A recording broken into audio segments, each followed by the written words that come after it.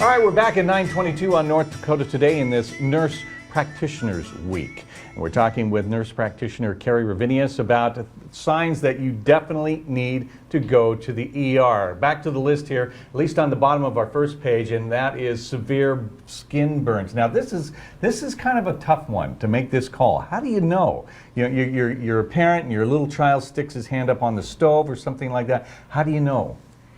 Right. If it covers a fairly significant part of the body, then definitely go to the emergency room. Oftentimes, if it's on the hands or the face, that's something that you could end up having problems with later, and it's going to be quite painful.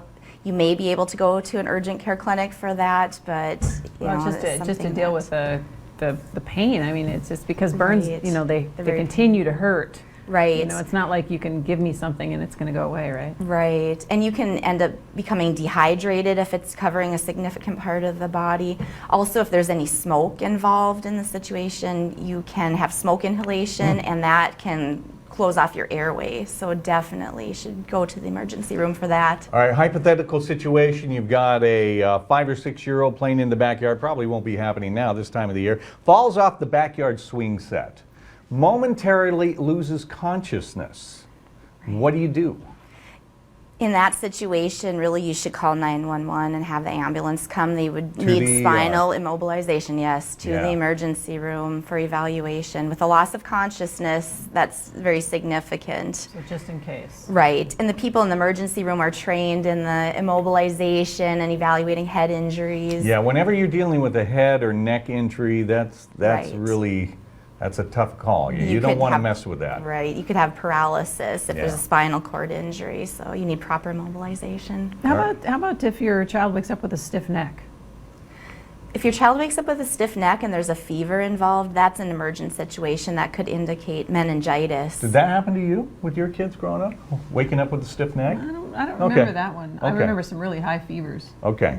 Well, that's a good point. All right, high fevers. Right. If they have a high fever, say probably greater than 103, and you can't get it down with Tylenol or ibuprofen, and maybe if they become listless as well, look like they're dehydrated, they're not drinking. Then it's time to make a trip to the ER. Right, and you can always contact your pediatrician's office also if it's daytime hours. Okay. It kind of depends on the time of the day as well. Let's go back to our second list here of things you need to keep in mind if you're trying to figure out if you need to visit an ER. Of course, uncontrolled heavy bleeding, that's pretty obvious there. If you can't stop the bleeding, Right. High fever that does not respond to medications, we talked about that. What about suicidal thoughts, really?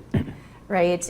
If there's a person, if you are the person with suicidal thoughts, or if you have someone that has suicidal thoughts, they're an immediate harm to themselves and they need to present to the emergency room. And then, right. How does the ER help you in that instance?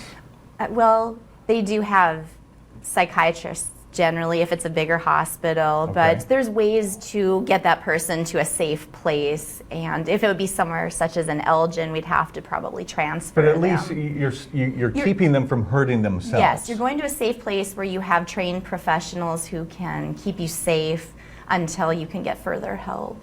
All right, last one on the list here this morning about things to keep in mind if you're trying to decide whether or not you should go to the ER, any pregnancy problems.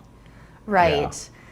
You should initially, if you can call your doctor if it's not a very, very severe issue and get their guidance, but get to the emergency room and then they will get you most likely to labor and delivery where the trained professionals can take care of you. Well, thank you so much for being here today. Thank you very much. I wish I'd had you on the other end of the line when my kids were small. All right, Carrie is based out of Elgin, and there's her contact information if you have more questions. Carrie, thank you so much, and happy Nurse Practitioner Week to you. Thank you. All right, when we come back on North Dakota Today, head into the kitchen for a little chicken linguine.